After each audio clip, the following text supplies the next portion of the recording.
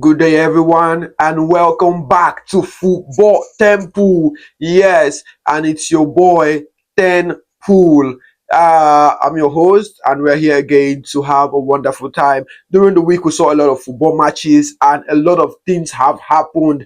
A lot of changes, a lot of expectations were met, a lot of disappointments were seen. But let's just run through it. But before we go to the Premier League, which is the focus, let's see what's happening in other leagues. Yeah.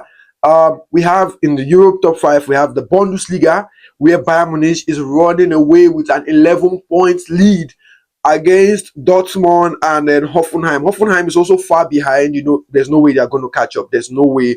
We also have the Serie A, where Inter Milan also have a 10-point lead against AC Milan. To drop a 10-point lead, you need to lose at least three matches and draw one to drop a 10-point lead. And I don't think Inter Milan are going to do that in their league. Maybe in the Champions League, they can flop in Europe, but not in Italy. No. And they also have the La Liga. It's really tough there, right? Because Barcelona have a 4-point lead over Madrid. Only four. So you just need to lose one match and draw one match, whereby Madrid has to win all their matches, the next two games to catch. So it's just a matter of two games, and this will end.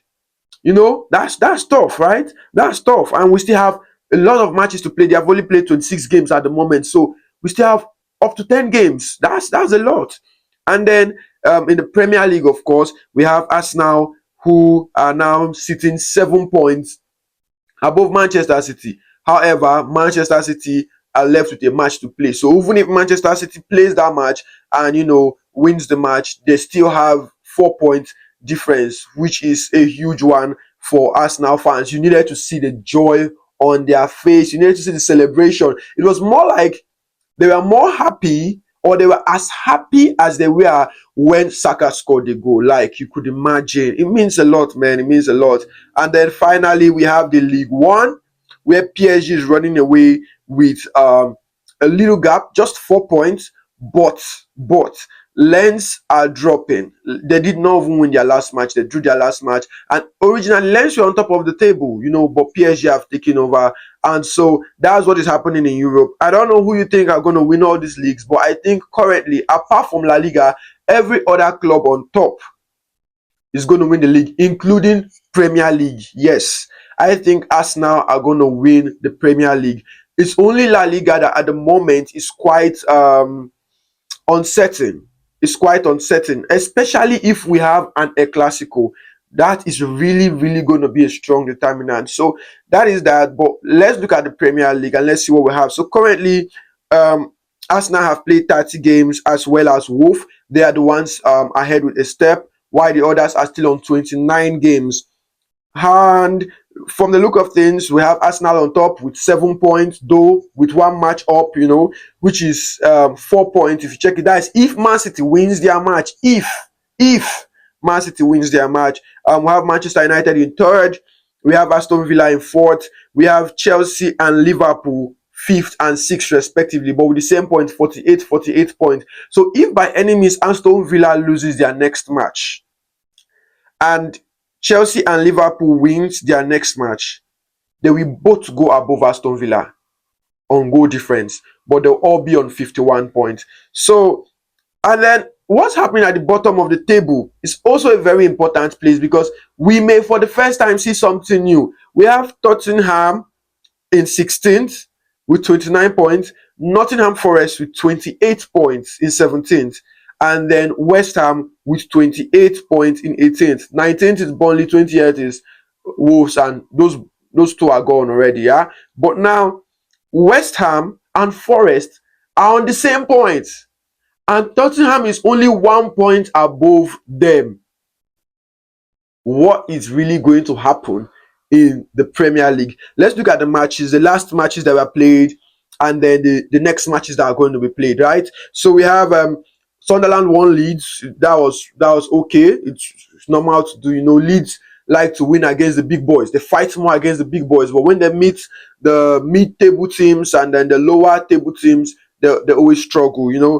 Everton beat Burnley. I was clear on that Everton were going to beat Burnley. I was so sure, and it happened. There was no relegation, clingy stuff. And nah, there was no shocker there. There was no shocker. Bournemouth Brentford was a draw, quite expected. Wolf beat Liverpool 2-1. That was a shame. That was a shame of a display. Liverpool fans, we, Adika, LFC girl, LFC baby, Liverpool fans have been crying and it's not out. I know Liverpool is a patient club and we kind of know how to wait long with managers, but I just want to see how next season is going to go. Isak is going to be back. Ekitike is going to be back. We should have worked on Frimpong and Conor Bradley's fitness, but this is not a Liverpool show. This is for the Premier League. So I'll talk about that more when I'm talking about like just Liverpool analysis for the season. West Ham beat Fulham. That was shocking. That was shocking because Fulham know how to play football and they have been playing well. But then middle table teams always suffer against middle table teams and then tend to perform better against top table teams. I don't know how this is always happening, but it is what it is, So West Ham were able to get the win, and that has given them a lifeline. They could just send Forest under, And then Aston Villa, Chelsea.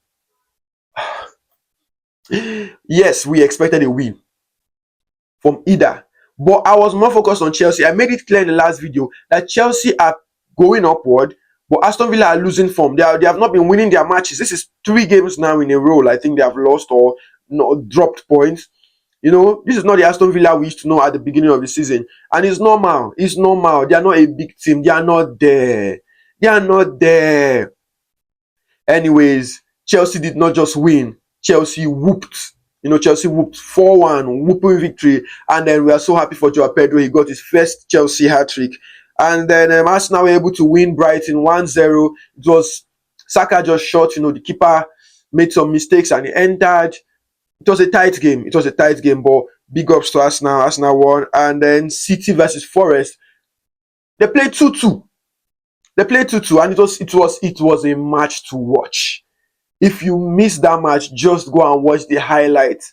You watch the extended versions, please, so that you feel every pressure of that game. It was a match to watch. Nobody was willing to let go or to go down for the other, and of course, it ended in a 2-2. Newcastle won Manchester United 2-1 after getting a red card. That was shocking. With the way Manchester United have been playing, Michael Carrick has been doing well. We all thought that, okay, at the end of the day, Manchester United are going to win. But they did not win, especially considering the fact that they were on 1-1 or so before the red card.